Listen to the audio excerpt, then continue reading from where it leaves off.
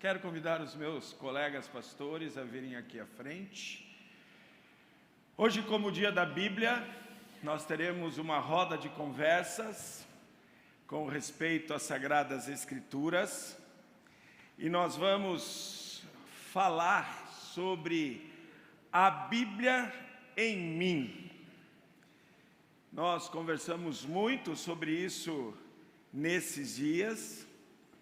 E nós, então, pensamos muito como a palavra de Deus poderia se tornar algo tão prático em nossas vidas. Eu tenho algumas Bíblias aqui, o Márcio Juque, eu vou sentar aí do lado dessas Bíblias, que depois eu vou mostrar algumas coisas, então muda aí de lugar depois. Tem mais uma cadeira para você aí. Mas eu queria mostrar para vocês algumas Bíblias que eu as tenho aqui, que são muito importantes. Aqui na minha mão eu tenho o original bíblico, escrito em hebraico, no Antigo Testamento, porque a revelação de Deus foi ao seu povo de Israel, e eles falavam o hebraico. Depois eu tenho aqui o Novo Testamento em grego, e o Novo Testamento foi relatado em grego, porque o Senhor queria que os povos, todas as etnias, conhecessem a sua história de redenção, a sua história de salvação. E a língua grega era a língua falada em todo o mundo na época, porque um pouquinho antes do relato bíblico, os gregos se tornaram os imperialistas do mundo. O Império Grego tomou o mundo através de ações de guerra de Alexandre o Grande, que foi tomando todas as terras da época civilizadas, e os gregos tinham em sua mente helenizar o mundo. Eu vou usar uma palavra aqui que eu vou inventar para você entender: gregalizar o mundo. Então eles queriam que o mundo falasse a língua deles, que o mundo cresce nas filosofias deles, que o mundo pensasse religiosamente como eles, e eles foram então helenizando o mundo.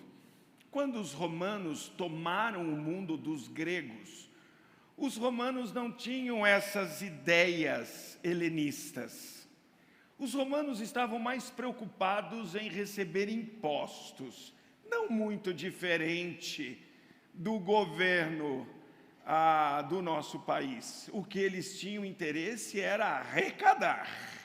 Arrecadando, vocês podem falar a língua que vocês quiserem, vocês podem seguir o Deus que vocês quiserem, vocês só se submetam àquilo que nós vamos colocar para vocês. Então tinha algumas leis romanas que eram inegociáveis para todo mundo da época, e a gente vê isso na Bíblia, ali inclusive na Palestina, mas também os romanos davam a chance aos povos locais de terem algumas leis próprias, e a gente vê tudo isso na história do Evangelho.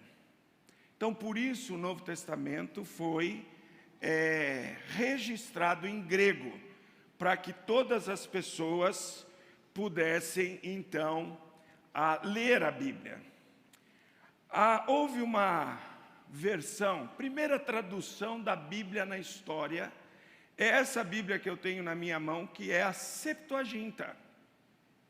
A Septuaginta, aliás, tem várias histórias em cima da Septuaginta. Não sabemos se de fato foi assim ou não foi, mas não há problema que assim seja. Dizem que são 72 tradutores que em 72 dias fizeram a tradução do Antigo Testamento, que era em hebraico, para o grego. Então a Septuaginta é o Antigo Testamento traduzido em grego.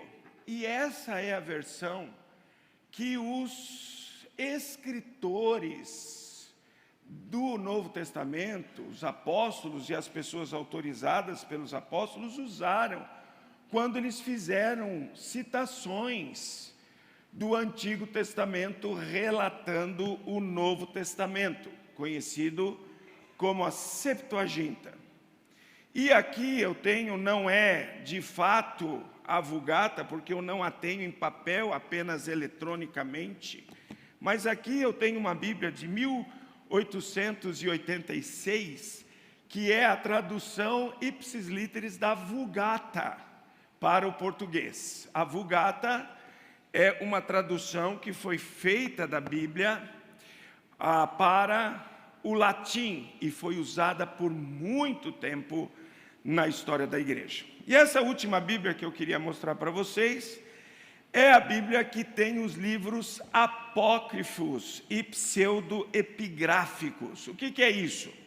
São livros que foram escritos que têm um certo valor histórico, um certo valor cultural, um certo valor geográfico, mas não é a palavra de Deus.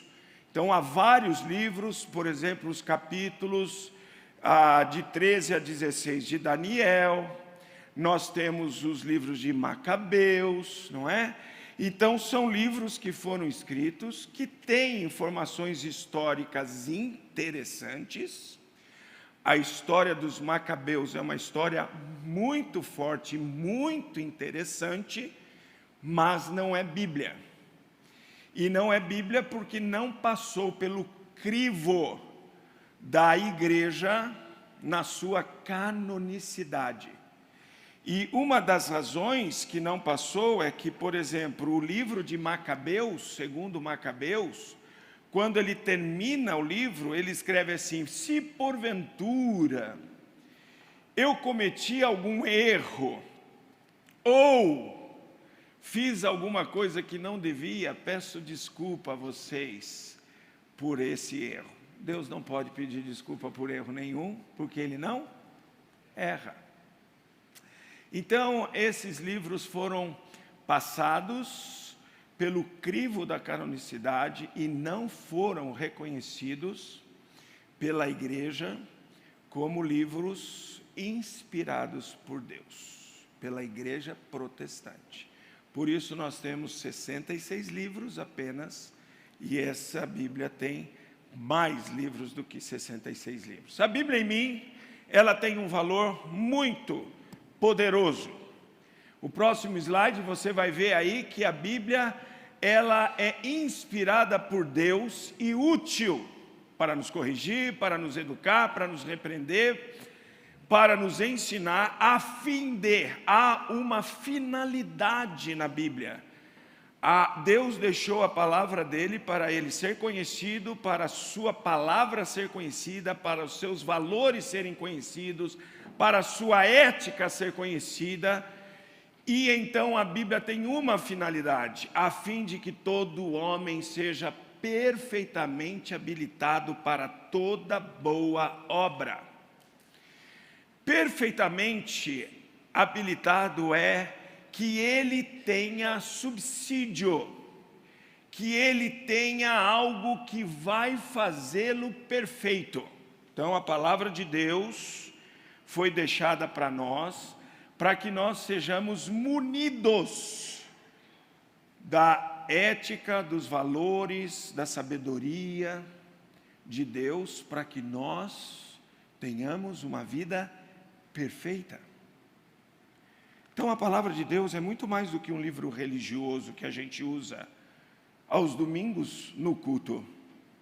Ela é a própria palavra viva de Deus que habilita, que nos dá aquilo que precisamos para sermos bons maridos, boas esposas, bons pais, bons filhos, bons profissionais, bons crentes,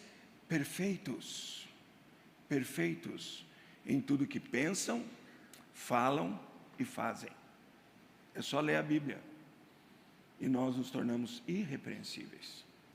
Mas a Bíblia em mim, o próximo slide vai mostrar para você, que ela, como palavra viva e eficaz de Deus, fortalece a alma, No Salmo 119, aliás, o Salmo 119 é um salmo trabalhado pelo salmista, seu autor, só sobre a palavra de Deus. E ele trabalhou acrosticamente no Salmo 119. E em português você não vê isso, mas em hebraico, você vê o Salmo 119 sendo dividido de 8 em 8 versículos. E cada estrofe desse hino do Salmo 119, os primeiros 8 versículos começam com palavras com a primeira letra do alfabeto hebraico. Os próximos 8 com a segunda letra do alfabeto hebraico. Os próximos 8 com a terceira, até terminar o último verso desta música do Salmo 119, com a última letra do alfabeto hebraico. Essa foi o préstimo que esse autor do Salmo 119, para falar das Escrituras, ele usou todo o alfabeto hebraico para compô-lo. E no Salmo 119, 28, a palavra de Deus diz assim: a minha alma de tristeza verte lágrimas, fortalece-me segundo a tua palavra. Esse é o poder da palavra de Deus. Esse é o poder das Sagradas Escrituras. Ela fortalece a nossa alma, ela levanta. Essa palavra é levanta minha alma, é o verbo levantar da língua hebraica. Ela levanta minha alma. Quando estivermos com a alma caída, entristecida, em frangalhos, vá para a palavra de Deus, porque ela tem o poder, porque é viva e energética. Quando a palavra foi usada lá no Novo Testamento, dizendo em Hebreus 4,12 que a Bíblia é viva e eficaz, essa é a palavra energia que nós conhecemos. Energia que está dando luz, que movimenta o ar-condicionado para nós termos um lugar fresquinho aqui, que faz a minha voz chegar a você e a você que está nos acompanhando pelo canal da igreja. Essa força que movimenta.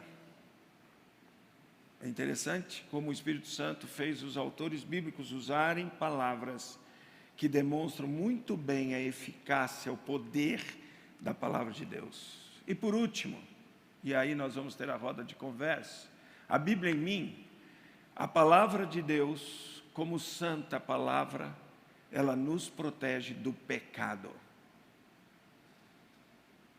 Em Salmo 119, 11, a palavra de Deus diz assim: guardo no coração as tuas palavras para não pecar contra ti. Precisamos conhecer a palavra de Deus para saber que não devemos mentir, que não devemos cobiçar, que não devemos odiar, que não devemos adulterar, porque isso é o que a palavra de Deus nos ensina, um Deus santo, ensinando um povo a ser santo. Por isso a Bíblia também diz: sede santos, porque eu sou santo. Esse é o poder das Sagradas Escrituras. Mas a Bíblia em mim, ela também tem outros aspectos. Aspectos que nós vamos ver com os pastores aqui agora, moderados pelo pastor Eduardo. E nós vamos fazer uma roda de conversa para que vocês entendam e vejam como nós, pastores, vivemos a nossa vida intensamente, segundo as Sagradas Escrituras. Pastor Eduardo, a palavra está com você. Bom dia, igreja. Uma alegria poder participar agora da Escola Bíblica Dominical numa roda de conversas. Mas antes gostaria de orar com os irmãos para que este tema possa ser um momento de reflexão e se tornar uma verdade na vida de cada um de nós. Vamos orar? Graças te damos, ó Pai, porque estamos nesta manhã reunidos para louvar e bendizer o teu santo nome, pensar no Natal, pensar cada domingo e cada dia que Jesus veio para nos salvar e nos dar vida eterna. Mas é também no segundo domingo de dezembro que nós comemoramos o dia da Bíblia. Sabemos que devemos comemorar, nos alegrarmos meditar na tua palavra todos os dias do ano. Mas queremos agora, nesta manhã, separar esse momento para refletir e reconhecer o valor da tua palavra como tema sugerido, a Bíblia em nós, a Bíblia em mim. Fale aos nossos corações nesta manhã e use a vida dos teus servos, pastores desta igreja, qual o Senhor tem confiado a nós o cuidado para com este rebanho que é do Senhor. Nós pertencemos a Ti, esses irmãos são servos do Senhor, e pedimos que todos possamos nesta manhã crescer com esta roda de conversas, com esse momento de EBD. É no nome de Jesus que oramos e a Ti agradecemos. Amém. Eu vou dar um bom dia para os pastores e aproveitar para saber se os microfones já estão funcionando. Além do pastor Darcy, eu sei que já está, mas bom dia, pastor Márcio. Bom dia, pastor, bom dia, igreja, uma alegria estar aqui junto com os irmãos, falar sobre a Bíblia. Amém. Bom dia, pastora Darley. Bom dia, pastor Eduardo, bom dia, irmãos. Acho que vai ser muito bom esse tempo para a gente conversar sobre a Bíblia. Bom dia, pastor Bruno. Bom dia, graça e paz de Cristo a todos. Está funcionando, mas o microfone está lá no seu ombro, então aí agora acho que vai melhorar. Ok. Irmãos, pastores, eu estou representando vocês, trazendo perguntas aos pastores. No final dessa roda de conversa, se você desejar, não dá para abrir para muita gente, mas você poderá fazer uma pergunta dentro desta ideia, a Bíblia em mim, a Bíblia em nós. Olha, eu conhecia Jesus aos 10 anos de idade, numa EBF, isso em 1985, e lá na EBF cantava-se a seguinte canção: leia a Bíblia e faça a oração se quiser crescer. E quem não ora e a Bíblia não lê, vai diminuindo.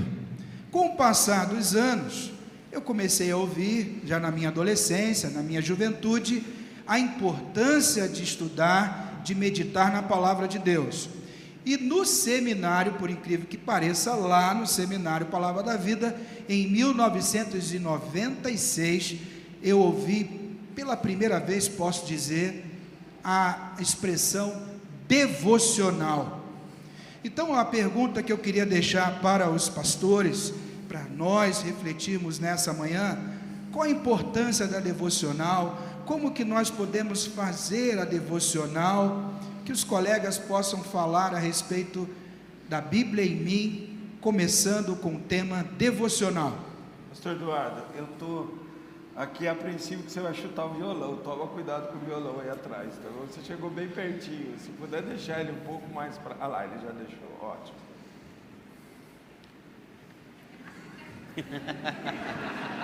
Eu nem prestei atenção na pergunta. O violão está protegido agora. Eu nem prestei atenção na pergunta que você fez, porque eu estava tão apreensivo de chutar. Estou brincando. Eu não vou repetir, porque senão o tempo vai correr. Devocional, senhores. Eu posso começar? Eu creio que devocional, a gente precisa ter um tempo constante com Deus, e vindo assim da área do esporte, né, a gente que quer desenvolver músculos ou desenvolver uma performance e tal, né?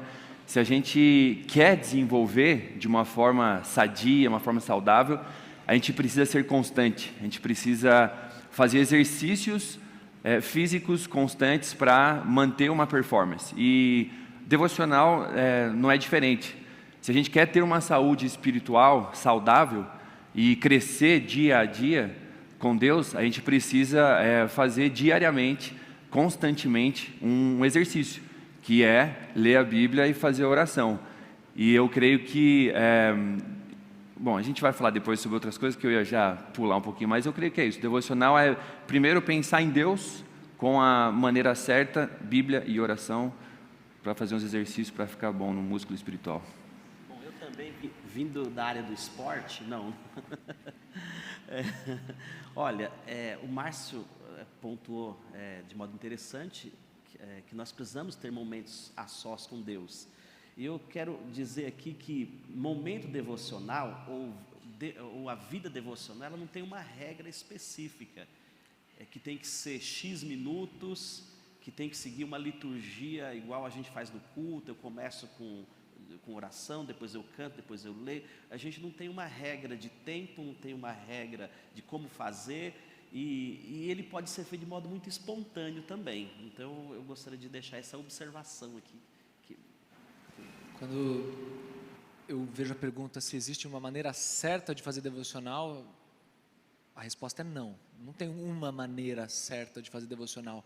O que tem é a certeza de que nós precisamos ter o nosso coração em devoção ao Senhor, mas não precisa ser de um jeito, em um horário específico.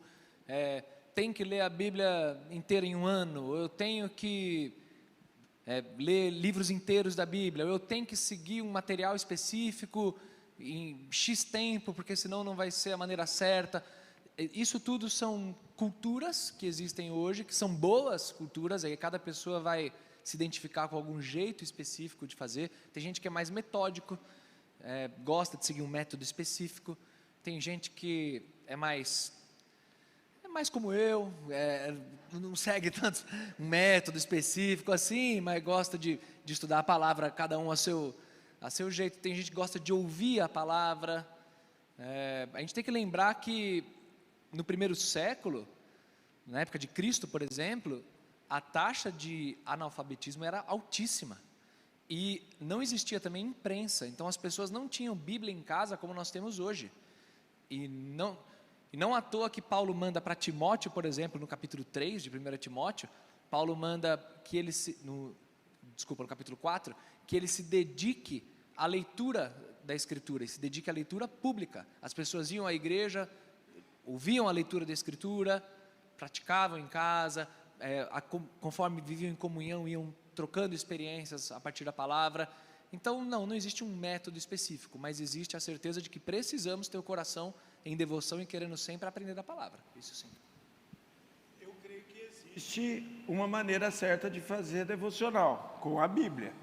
Não dá para fazer devocional com um livro de receita de comida, ok? Então, isso é importante, mas como já falado, não existe uma maneira correta de fazer devocional. O importante é fazê-la.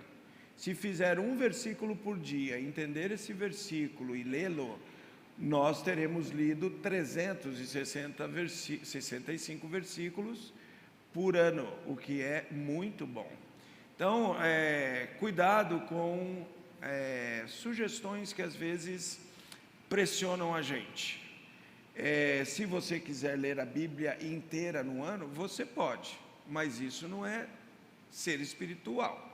Você pode ler aos poucos e aprender aos poucos, que já será muito. Nós fazemos devocionais de várias formas lá em casa. Eu tenho um momento no café, em que eu faço devocional com a Denise, eu uso um livro do Charles Spurgeon com a Denise, e nós lemos a devocional, e sempre tem o texto bíblico, e depois a gente olha para o contexto bíblico, e nós então aprendemos a Bíblia. Eu faço também a minha devocional de outras formas. Às vezes eu faço leitura bíblica devocional na hora que eu estou vendo um jornal, um filme.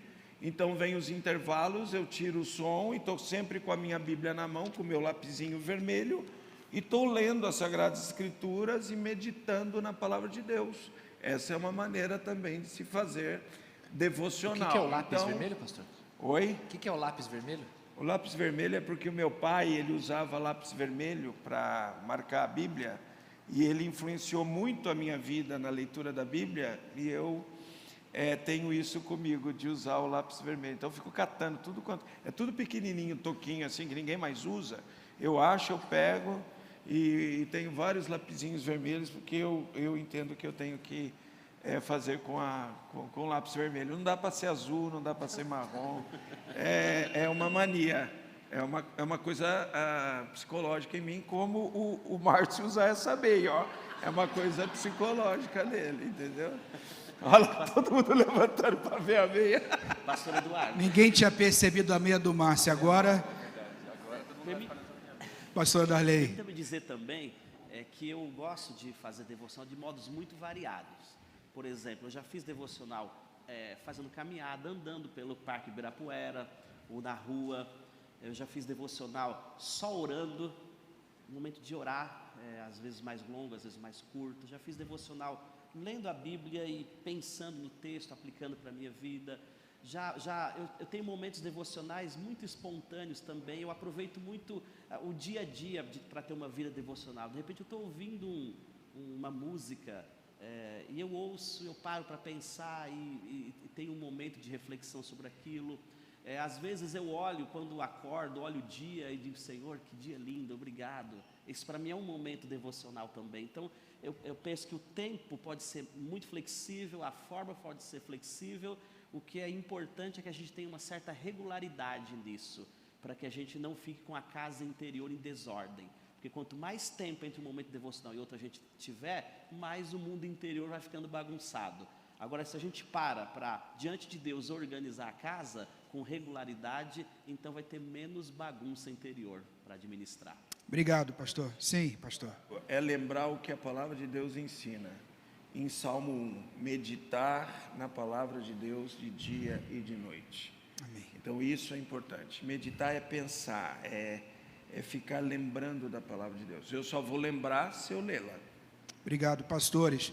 Inclusive, na nossa última reunião da equipe pastoral, e pensando nesse tema e trazer esse compartilhar com os irmãos, e surgiu exatamente esse assunto também que foi falado aqui, inclusive pelo pastor Bruno, pastor Darley, de você ter um programa de leitura da Bíblia durante o ano e conseguir ler toda a Bíblia em um ano. E isso, de fato, foi colocado que não é errado. Mas aí, depois, quando eu saí, fiquei pensando nisso e escrevi uma frase para os colegas, que você pode, talvez, não ler toda a Bíblia em um ano, mas devemos ler a Bíblia o ano todo. O ano todo. Leia a palavra de Deus.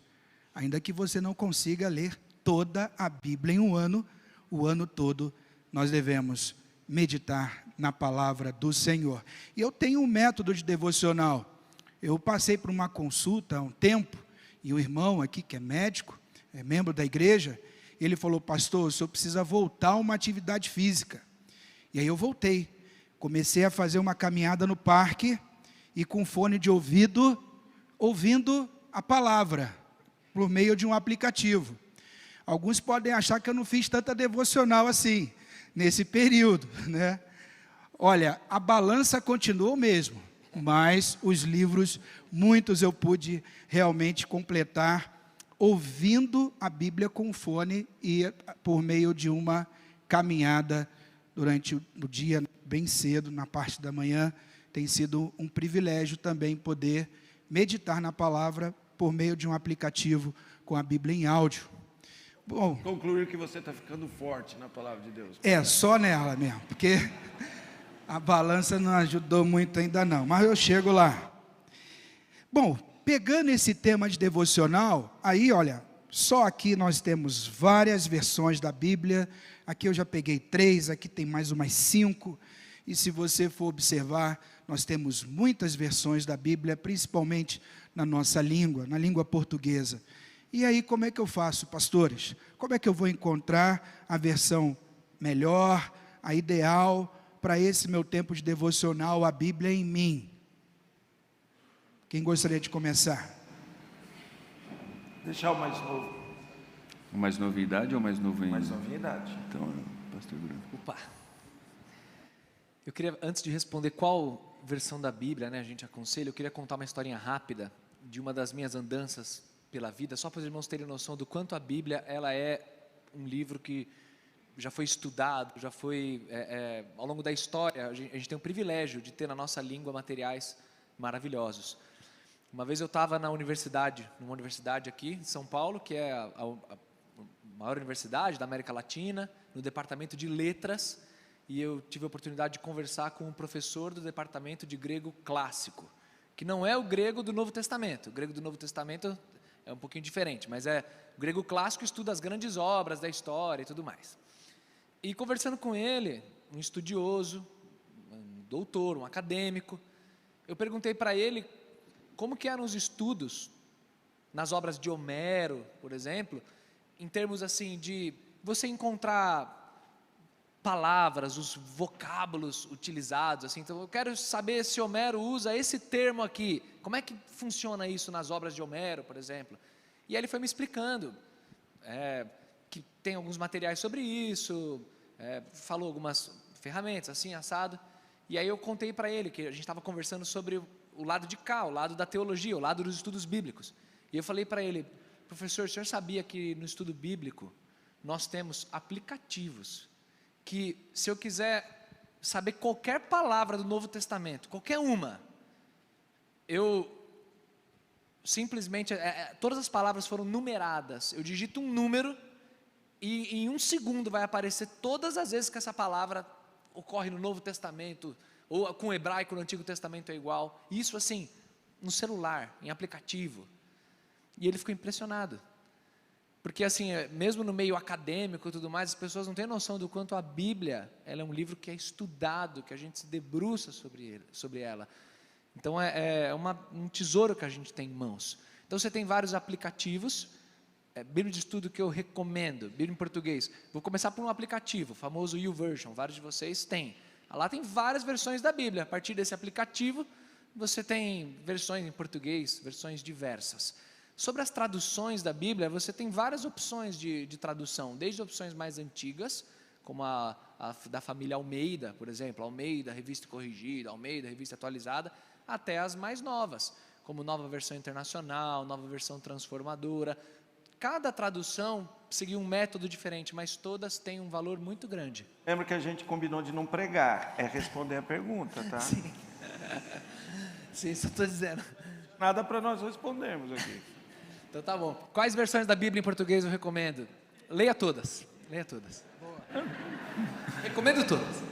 Prosseguindo aí, pastora Darley. Bom, eu uso mais a Almeida Revista Atualizada e a NVT, Nova Versão Transformadora. Eu uso mais essas, só que eu não fico preso só a elas. Se o texto me parece um pouco mais complexo, então eu consulto outras versões também. Assim, o leque é grande de versões, eu consulto outras, em última instância eu vou no texto original. Você é meu aluno. Quando eu vejo que o negócio está muito complexo, deixa eu fazer uma pesquisa de vocábulo aqui. Eu gosto muito de usar a NVT no meu dia a dia assim, de devocional, uma linguagem um pouco mais fácil, não sou tão assim, estudioso, né, acadêmico. A NVT para mim serve bem, mas quando eu estou preparando algum estudo, preparando alguma coisa, eu estou usando a NVI como comparação e as Bíblias de estudos da Thomas Nelson, né? E uma da King James que eu ganhei, as duas eu ganhei esse ano. Mas, além da Bíblia, claro que a Bíblia é o principal para a gente fazer o devocional e também para a gente ter a preparação de estudos. Mas o pastor Bruno estava falando de aplicativo, na própria YouVersion, a gente tem ali os devocionais temáticos. Então você procura alguma coisa que você quer desenvolver na sua vida, talvez ser um pai segundo o coração de Deus, ou talvez finanças, ou enfim, algum tema, e você vai lá e tem algum plano de leitura bíblica. O importante, claro, não é você se prender a terminar esse plano de leitura bíblica, mas sim aprender o que a Bíblia está falando. Então eu creio que a NVT para mim é uma que eu gosto bastante. Para mim toda a versão bíblica é muito boa, vocês podem usar porque elas são feitas com muito critério e um trabalho muito sério pelos tradutores. E a minha preferência é pela Revista Atualizada, do João Ferreira de Almeida, porque eu desde a época do seminário a uso e então eu tenho a preferência por ela, eu tenho mais intimidade com o texto da Revista Atualizada.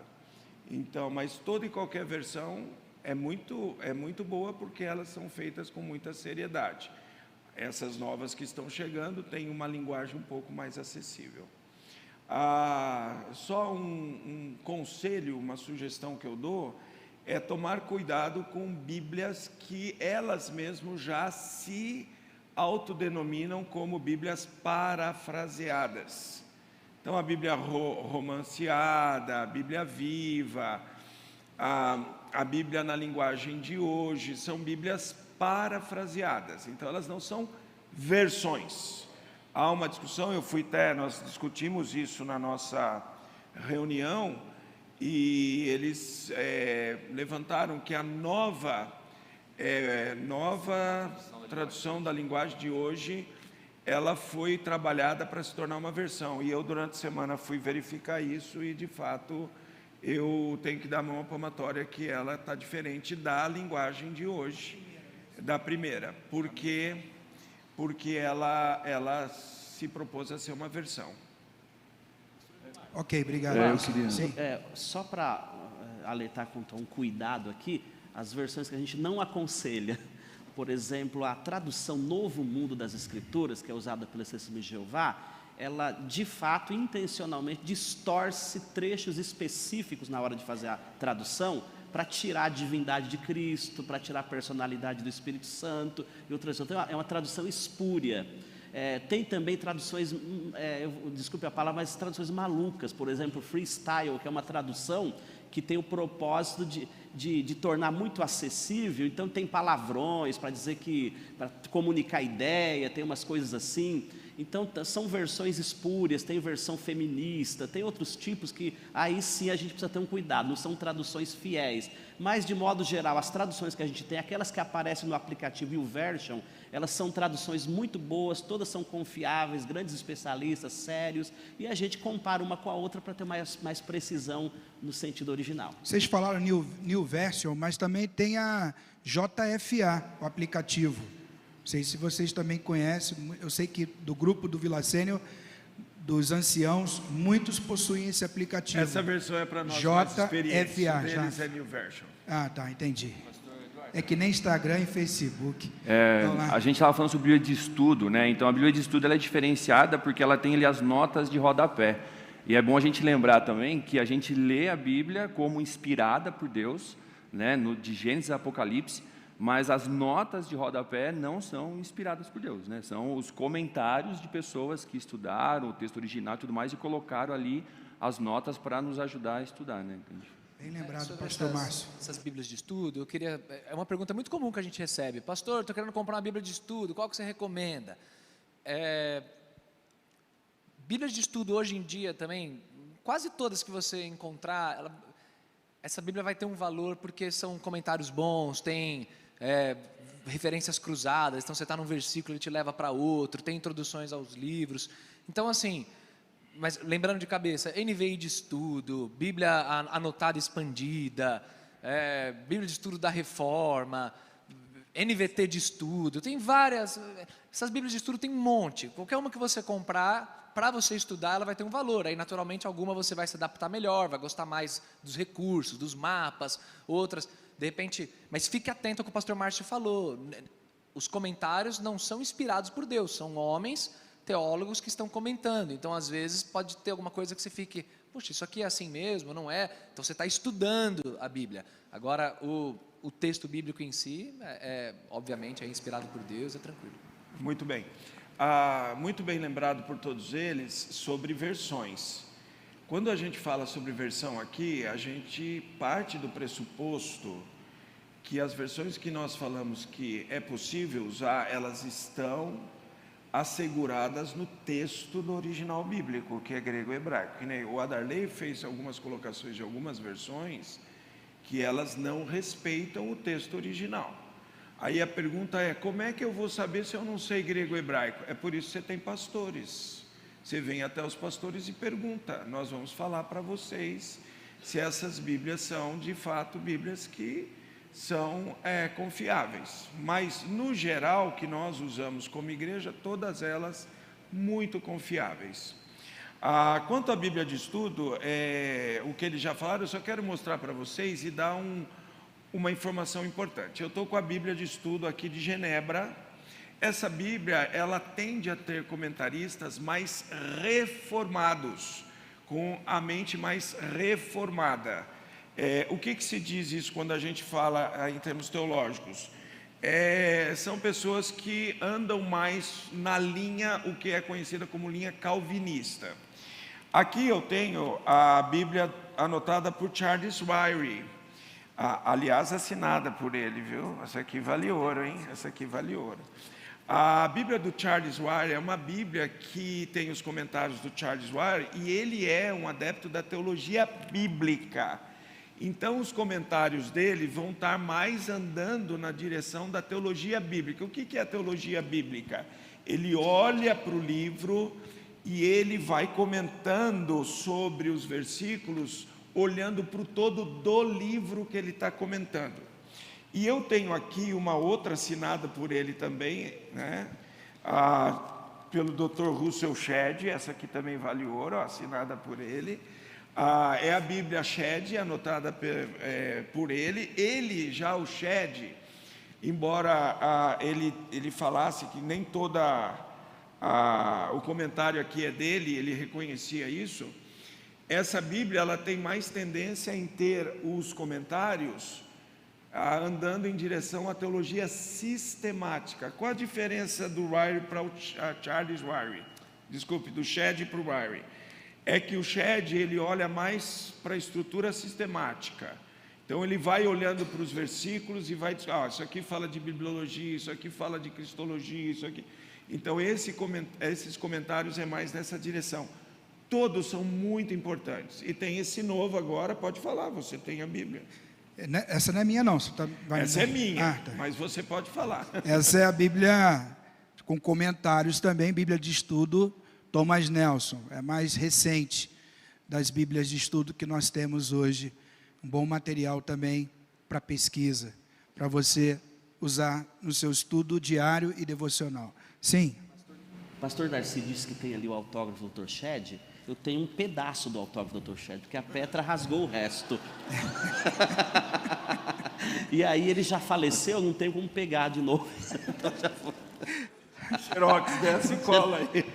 Ok, irmãos. Nós já estamos indo para o momento final, porque depois vamos abrir, caso alguém tenha o desejo de compartilhar também, fazer uma pergunta. E os cuidados que nós precisamos ter? Porque falamos de versão, o pastor Darley já abordou um pouquinho desse cuidado que a gente precisa ter com relação à devocional, à leitura bíblica. Mas eu lembro, voltando agora lá para a minha cidade, no Rio de Janeiro, a caixinha de promessa, que você puxava lá um versículo, e aquele versículo era a mensagem do dia. Então, como que vocês olham essa questão de devocional e o cuidado que nós precisamos ter com base nesse tema, a Bíblia em mim? Começar isso aí. Misticismo é um cuidado que a gente tem que ter. Existe muita gente que lida com a palavra de Deus de um jeito místico, deixar ela aberta num salmo específico, porque a partir disso espanta alguma coisa. Isso não é bíblico, é misticismo isso. Ou ter medo de estudar a Bíblia, porque, mas se eu estudar, se eu for lá a fundo na Bíblia, é como se eu estivesse tratando a Bíblia como qualquer outro livro. Gente, Deus quis registrar a revelação dele em livro. O próprio Jesus disse que os judeus, eles examinavam as Escrituras, porque cuidavam que nelas havia vida eterna, e de fato as Escrituras testemunham a meu respeito. Jesus falou isso. Então a gente tem que examinar a Escritura, não tem que ter misticismo. Uma breve história também. Eu ouvi falar de uma moça que terminou um namoro, história verídica. A moça terminou um namoro e estava muito chateada por causa disso. Até que um belo dia do nada ela mudou o jeito de encarar. No dia seguinte vira, a moça estava feliz, tranquila, e aí disse, o que aconteceu que agora você está tão feliz, você estava tão triste porque o namoro acabou? Aí ela falou, não, é porque Deus falou muito comigo na minha devocional. Aí, não, que bom, ótimo. E o que ele falou com você? Ela disse, eu estava lendo o livro de Filemão. E aí ela abriu no versículo 15 de Filemão, que eu quero ler para vocês. Ela lendo Filemão na devocional, ela abriu o versículo 15 dizia assim, talvez ele tenha sido separado de você por algum tempo, para que você o tivesse de volta para sempre. Pronto. Aí ela disse, não aconteceu, não é verdade isso? Fato histórico. Chegou a mim como fato histórico. Chegou a mim como fato histórico. Não fui eu que tive essa conversa, mas me contaram como fato histórico. Talvez ele tenha sido separado para que você o retivesse para sempre. Gente, isso é um cuidado. Porque a pessoa lida de um jeito místico com a Bíblia, interpretando a Bíblia segundo a situação dela ou a cabeça dela, e ainda fala que Deus falou com ela. Na verdade, quando a gente vai lidar com a palavra de Deus, nós precisamos interpretá-la no seu contexto original. O que esse texto de Filemão queria dizer? A gente estava falando de um escravo, Onésimo, é uma história totalmente diferente. Depois de entender o contexto original, você aplica para a sua vida, então esse é um cuidado. Agora, uma história que eu acho que não é verídica. Poderia aplicar para namoro esse texto? Esse texto? É. Aplicar para namoro? Aplicar, é. Meu Deus do céu. Não, né? Bom, Pode falar, Darley. uma história não verídica, eu suponho, né? Mas essa coisa de abrir a Bíblia aleatoriamente para Deus falar, conta-se que alguém estava com sugestão de suicídio. Porque, deixa eu ver se Deus me consola. Abriu a Bíblia e foi bem naquele texto de Jesus falando para Judas: o que tendes a fazer, faz-o depressa. Então não dá Darley, certo. você errou a história, Darley. Aí qual é a história que você ouviu? A história é assim, o cara abriu a Bíblia e diz: e foi Judas e enforcou-se. Falou: Senhor, eu estou querendo uma palavra de consolo. O que tens que fazer, vai e faze hoje mesmo.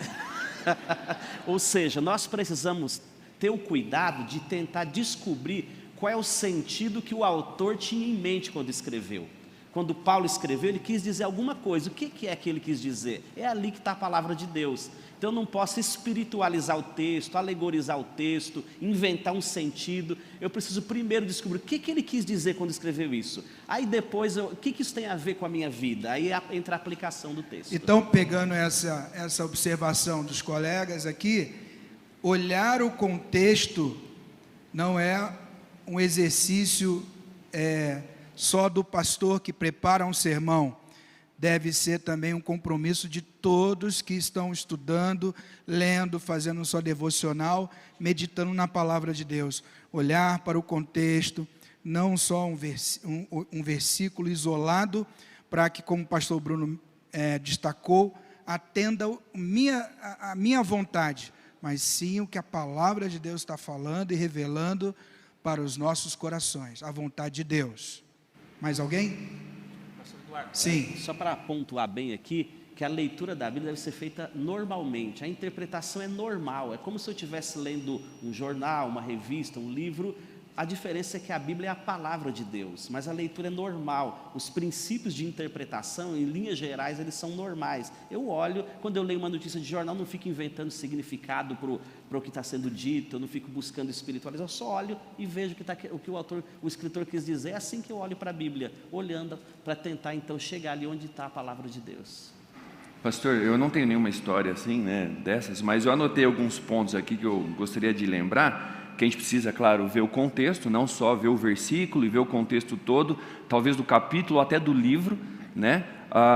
Ver uma interpretação, né, de uma tradução bíblica que seja responsável, que seja essas que a gente tem falado, com muito respeito e sensibilidade, porque ela é a palavra de Deus. Então a gente tratar, claro, ler como a gente está lendo outros livros, mas entender, como o pastor Darley falou, que é a palavra de Deus, né? Então tratar com todo o respeito. Eu acho que duas coisas importantes para finalizar é a questão de orar também antes e depois, né? Então antes para Deus falar com a gente e depois aí para a gente colocar em prática, como Deus quer que a gente coloque em prática essa coisa. E claro, a gente precisa ler e colocar em prática, né?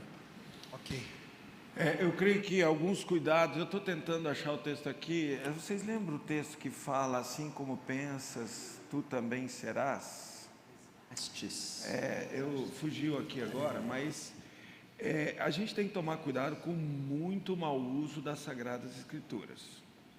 Karl Marx já dizia, né, que a religião é o ópio do povo, e a Bíblia também, para alguns. A Bíblia é a mãe de todas as heresias, porque o pessoal faz leitura errada nas Sagradas Escrituras e fazem aí assim, exatamente, Provérbios 23:7, que fala do ímpio. Diz assim: assim como você pensa na sua alma, assim você é. Ok? Isso aqui é o ímpio pensando. E eu já vi gente postando na internet que isso aí é uma verdade bíblica, que você não deve pensar coisas ruins de você, porque senão você vai ser uma pessoa Se você pensar que você é um derrotado, você vai ser um derrotado. Se você pensar que você é isso é mentira. O texto não está falando isso. Só que o pessoal está pregando isso na internet, com esse texto de Provérbios 23. Então, tem que tomar cuidado. Esses são cuidados que eu devo ter que tomar com a leitura bíblica. Como já dito aqui, ele tem os versos bíblicos, ele tem um contexto imediato e ele tem um contexto bíblico. Contexto imediato é o contexto do livro. Contexto imediato é o contexto da perícope, da paráfrase, do parágrafo onde ele está sendo usado. Depois ele tem o contexto da teologia bíblica do livro. Depois ele tem o contexto da Bíblia, não é? Precisa ver se tudo isso concorda, então tem que tomar cuidado. Agora, depois de tudo que vocês falaram, vou ter que jogar minha caixinha de promessas fora. E eu quero aproveitar então, pastores, embora eu faça perguntas, vocês estão respondendo. Só deixa eu dar Sim, pois não. uma confortada. Você tem caixinha de promessa em casa? Não precisa jogar fora. Ela Só tem queimar, o seu não precisa valor? jogar. Tem, são versículos. Não joga fora, queima. Não. Ela tem um valor, são versículos. Memoriza aqueles versículos. Agora não vai para a caixinha de promessas dizendo assim: Senhor, fala comigo agora através do que eu vou pegar. Não é assim que funciona, gente. Então o Senhor fala comigo e pega lá e olha e fala: pô, agora eu quero ir lá no contexto, ver o que está acontecendo. Eu só queria aproveitar também para lembrar os irmãos, tudo está sendo colocado aqui, a gente está falando agora, entrando no tema devocional e aprofundando para o estudo bíblico, como é importante a igreja ter a sua EBD, a Escola Bíblica Dominical, e muitos assuntos que estão sendo compartilhados aqui. Eu vi o Nena dizer amém lá? Está lá, fez assim, levantou a mão. Então, muitos dos temas que já estão sendo levantados aqui, faz parte na EBD, estudar um livro na EBD. Então, se você está aqui na Igreja Batista de Vila Mariana, e ainda não é um aluno da Escola Bíblica Dominical, encontre uma classe para que ali também seja a extensão desse crescimento, desse seu desenvolvimento no estudo da Palavra de Deus, na pregação, aqui no culto e na Escola Bíblica Dominical, que é logo após o culto, que já estamos tendo agora aqui hoje como classe única. Um outro Pastor cuidado, Bruno. Pastor Eduardo, que eu pensei aqui, é um cuidado da nossa parte de atitude também diante do texto bíblico, no sentido de, a gente ouve aqui na igreja sempre a importância de fazer devocional, a gente está falando sobre isso, a importância de ler a Bíblia, e um cuidado que a gente tem que tomar é de não acreditar, isso toca um pouco no ponto do misticismo, mas de não acreditar que fiz a leitura da Bíblia hoje, check, fiz, cumpri os capítulos necessários para o plano que eu estou seguindo, check, e isso vai te fazer cumprir o plano, mas não vai te fazer aprender o texto bíblico. Tem gente que já leu a Bíblia inteira, sei lá quantas mil vezes. Eu já vi com os meus olhos. Uma senhora da outra igreja. Eu já li tantas vezes, mas eu não entendo, eu não compreendo o texto bíblico. Porque está lendo, ela está com boa intenção, mas ela está só lendo. Ela perdeu aquela curiosidade de estudar, de parar numa passagem. Enquanto a gente fala, eu vou lembrando de materiais, é por isso que a gente fala que tem que estudar a Bíblia, não apenas ler, esse é um cuidado, tem que estudar a Bíblia. Eu quero só recomendar, sem me estender muito, só recomendar para os irmãos também, mais uma coisa que me veio à mente, que é um material que eu uso sempre para preparar sermão e para estudar a Bíblia também, que é um material gratuito também na internet, chama Sonic Light, são os comentários do Constable. Agora eles estão sendo traduzidos. O pastor Henrique tem traduzido, tem a equipe, vários livros já estão traduzidos, mas digitar no Google lá, Sonic Light, vai encontrar. Isso tudo depois, irmãos, vocês escrevem para nós, pastores, a gente vai respondendo, vai indicando também, mas o comentário bíblico muito bom. A gente tem que estudar a Bíblia e ler comentários e mandar ver no estudo. Quantos livros nós já temos traduzido nessa plataforma, pastor Henrique? 10 livros já da Bíblia. Muito obrigado, pastor. É traduzido porque o comentário é em inglês, por isso que é traduzido. Tem em inglês totalmente gratuito, mas 10 já traduzidos. E Deus tem usado muito essa equipe. O pastor Henrique congrega aqui conosco, professor de EBD, está liderando aí, caminhando com esse grupo na tradução. Bom, a última pergunta eu vou deixar para depois desse momento aqui dos irmãos, tá? Que nosso tempo já está avançando. Então, testemunho, o impacto do estudo da palavra de Deus na vida dos irmãos. Mas antes, eu quero abrir aqui para a igreja, se alguém tem uma pergunta com base no tema A Bíblia em Mim. Estamos falando de devocional, já falamos um pouco sobre estudo bíblico. Alguém gostaria de fazer uma pergunta dentro desse assunto? Olha, o microfone lá no Sidney, lá atrás, por favor, para o irmão Sidney. Está lá, aqui, ó. Sidney, levanta a mão de novo, que o pessoal ali, ó. Isso, fica em pé. Pedir para o Sidney ficar em pé, por favor, e falar bem alto aí o microfone. Bom dia, irmãos. Bom dia, igreja. A minha pergunta aos pastores é o seguinte: se em outros países existe tanta versões da Bíblia, aqui no Brasil são muitas as versões, né? Eu não sei se é por uma questão de editoras, para que eles possam estar fazendo a devida venda, né? Mas eu quero me atentar aqui em Apocalipse 22, de 18 a 19. Eu, a todo aquele que ouve as palavras da profecia deste livro, testifico: se alguém lhes fizer qualquer acréscimo, Deus lhe acrescentará os flagelos escritos neste livro. E se alguém tirar qualquer coisa das palavras do livro desta profecia, Deus tirará a sua parte da árvore da vida, da cidade santa e das coisas que se acham escritas neste livro.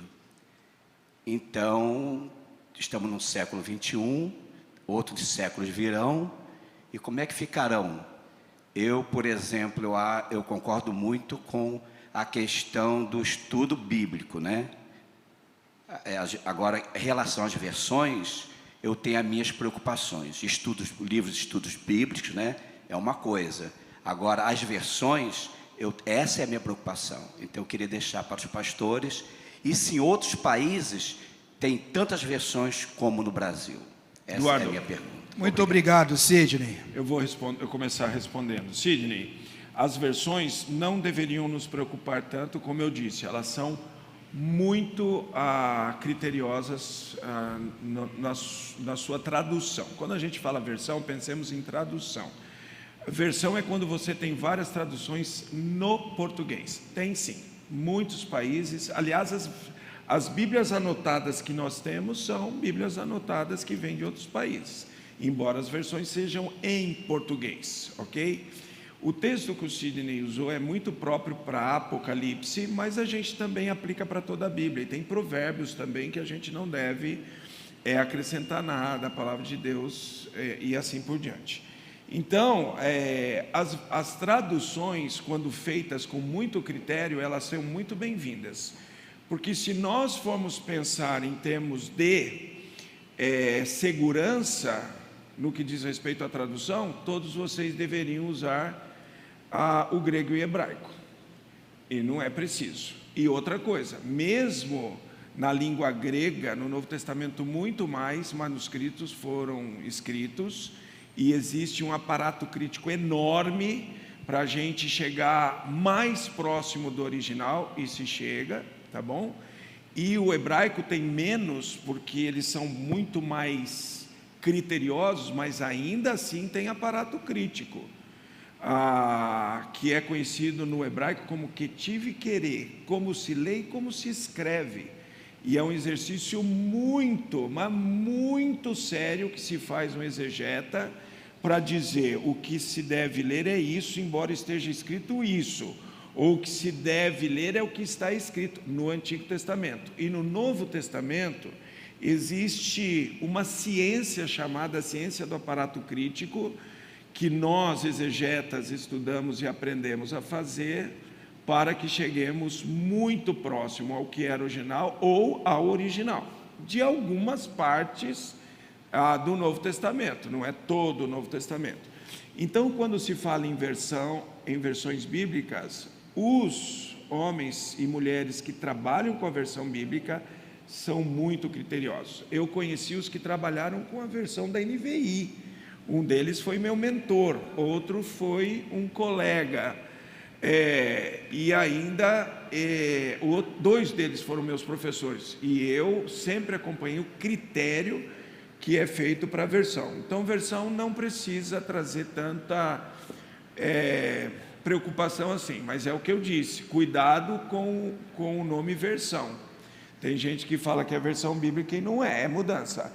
Por exemplo, quem acrescentou, tirou, mudou alguma coisa do texto bíblico? A tradução Novo Mundo dos Testemunhos de Jeová. Deliberadamente mudou, porque eles não creem na divindade de Jesus. As versões sérias, Sidney, são muito bem-vindas por conta de N fatores. Por exemplo, a língua é dinâmica, ela vai mudando com o tempo. E a gente vai perdendo o sentido do texto. Eu estou com a versão atualizada aqui, em Gênesis 3 fala que a terra produzia cardos e abrolhos. Aí você fala, o que é isso? Aí você pega uma versão mais atual, espinhos e ervas daninhas. Qual ficou mais fácil? Espinhos e ervas daninhas. Então, esse dinamismo, isso acontece na língua portuguesa, na língua inglesa, em qualquer idioma. As palavras vão mudando o significado, os pronomes pessoais vão mudando, a gente vai, você, ou senhor, senhora, vós, sum, se, é um negócio bem antigo. Então, as versões, elas vão nos ajudando a entender a palavra de Deus. Só que, como o pastor Décio disse, elas têm que serem feitas com muito critério, para que nada seja tirado ou acrescentado. Eu quero só falar uma coisa, para ter tempo de outras perguntas, mas eu não posso perder esse gancho. O Sidney perguntou se outros países têm bastante. Vários países têm bastante, mas nós precisamos falar que tem muitas línguas ainda que não tem sequer uma tradução da Bíblia. E é por isso que o trabalho missionário é tão importante e a gente precisa apoiar irmãos que se debruçam em tradução e levam a Bíblia para povos ainda não alcançados. Tem gente que não tem nem uma tradução na sua própria língua, mas uma que a gente está se alegrando muito é a Bíblia Adot, que é uma Bíblia em Libras. Surdos é um povo também considerado como não alcançado, e estão tendo Bíblia própria, gravação da Bíblia, e isso é muito bonito também.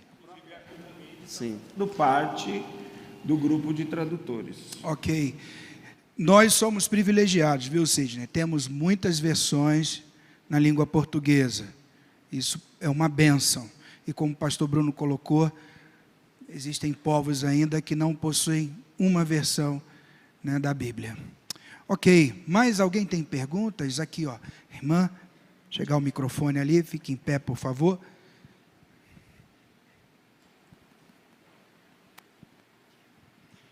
Qual que é a grande problemática em dizer que a Bíblia contém a palavra de Deus e que ela não é a palavra de Deus? Quem gostaria de começar? A expressão usada por liberais, quando alguém fala a Bíblia contém a palavra de Deus, é que parte dela é palavra de Deus, parte dela não é. Aí a pergunta que a gente faz, então quem define o que é palavra de Deus e o que não é? Quando eu falo que a Bíblia é a palavra de Deus, toda ela, desde a primeira letra de Gênesis 1 até a última letra de Apocalipse 22, é a palavra de Deus. Nossa posição é que a Bíblia é a palavra de Deus, porque a própria Bíblia fala isso. Toda Escritura é inspirada por Deus.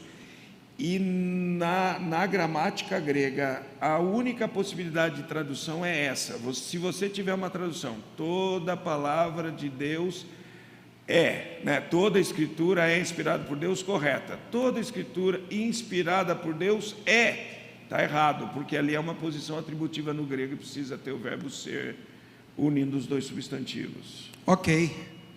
Mais alguma pergunta? Lá temos o Marcos Nóbrega e depois o Lucas aqui, por favor.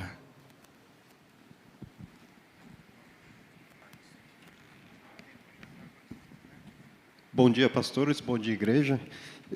Lá no episódio da Torre de Babel, quando se falava apenas uma língua, uma curiosidade, essa língua original qual que era, e um pouco de uma explicação ali por que fala desçamos, né? No caso, a divindade ali, esse termo desçamos e confundamos a língua, né?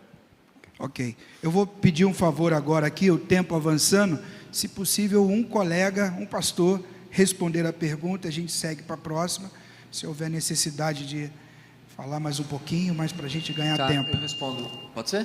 Pode. A língua que era falada na época da Torre de Babel é difícil a gente afirmar qual era. Nós não sabemos. É uma língua antiga, são tempos muito, muito antigos que a gente não sabe exatamente qual é essa língua.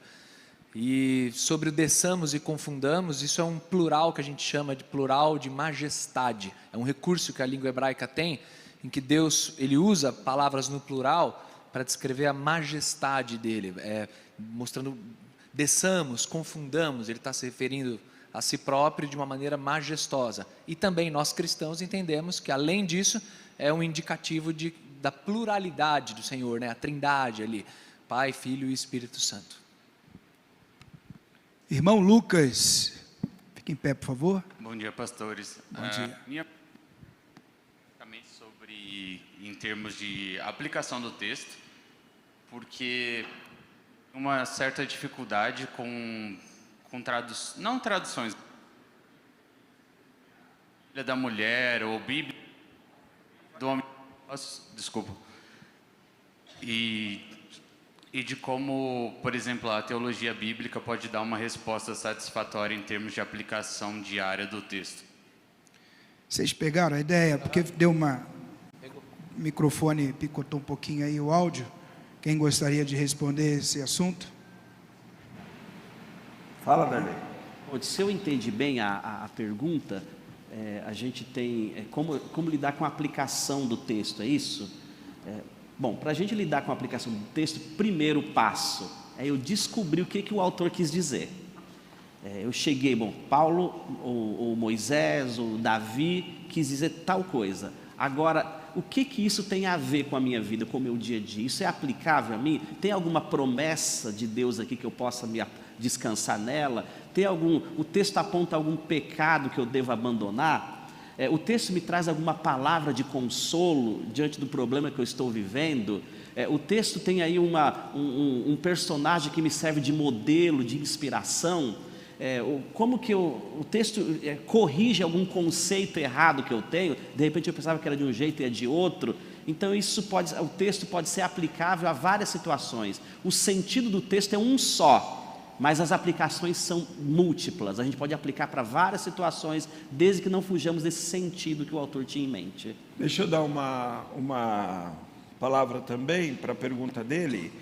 Nós temos que tomar cuidado também em entender qual é o princípio que está por trás do acidente, do incidente, do acontecimento, ok? Por exemplo, em 1 Coríntios capítulo 11, você tem uma palavra de Paulo dizendo que as mulheres devem usar véu para orarem e para lerem a profecia na igreja, ok? E há algumas igrejas hoje que pedem para que as mulheres usem o véu, tá bom? De irmãos muito sérios com as Sagradas Escrituras, com a leitura da Bíblia. Alguns deles foram até meus alunos no seminário.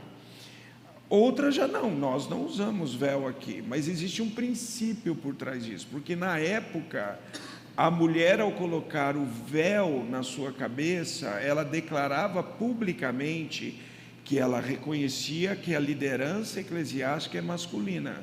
E ela então se submetia à liderança masculina e orava publicamente ou lia a profecia publicamente, ok? Então qual é o princípio atrás desse acontecimento? Porque o próprio Paulo diz: contudo, se alguém quer ser contencioso, saiba que nós não temos tal costume de ser contencioso sobre o uso do véu. Quer usar o véu, usa, não quer não. O que é importante é você tenha o princípio correto para onde o véu aponta.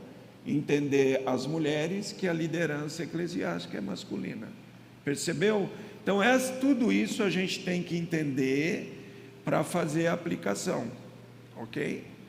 Bom, para nós chegarmos então ao final da nossa EBD, gostaria de pedir aos colegas pastores que pudessem compartilhar um testemunho da importância da palavra de Deus na vida dos irmãos. A Bíblia em mim. Vou começar com o pastor Márcio Juque. Sobre a importância da palavra de Deus. A última pergunta que a gente estava falando sobre um testemunho, né? Eu acho que é a mais difícil, na verdade. Porque você achar um testemunho para falar bem complicado. Mas eu estava vivendo aí em 2009, mais ou menos, uma fase de ficar correndo atrás do meu sonho, ficar pensando no meu sonho, sempre isso, sempre aquilo e tal. E foi logo que eu me converti, foi o primeiro versículo que eu decorei, lá em Mateus 6, 33, 34, que diz que a gente precisa pensar primeiro no reino dos céus. E todas as outras coisas, que daí o contexto fala, que as coisas básicas da vida, né, vos serão acrescentadas. E nessa época da minha vida eu estava querendo ir lá para o Canadá, para os Estados Unidos, jogar basquete, aquele sonho todo que envolvia muito dinheiro, e eu não tinha nada. E eu me converti, depois de uma semana meu carro foi roubado. E eu ia tentar vender esse carro para angariar um pouco de recursos para pagar a passagem e tudo mais. E eu fiquei desesperado, e o texto vinha na minha mente. E aí eu falava, mas Senhor, que horas, quando vai acontecer isso? Depois de 3 anos, Deus ali me tratando nessa área de finanças, eu entendi como Deus supre as necessidades. E realmente Deus supriu, os irmãos sabem. Eu acabei indo para o Canadá. Lá no Canadá, 3 anos eu vivi, e Deus suprindo as necessidades. E desde 2014 que eu estou no Brasil até hoje, Deus vem suprindo nossas necessidades. Então, assim, esse é um texto que me marcou muito, porque foi o primeiro versículo que eu decorei. Foi um momento de um sonho muito grande na minha vida, e Deus vem confirmando na minha vida, na minha família, que Ele vai suprir as nossas necessidades, se a gente colocá-lo em primeiro lugar.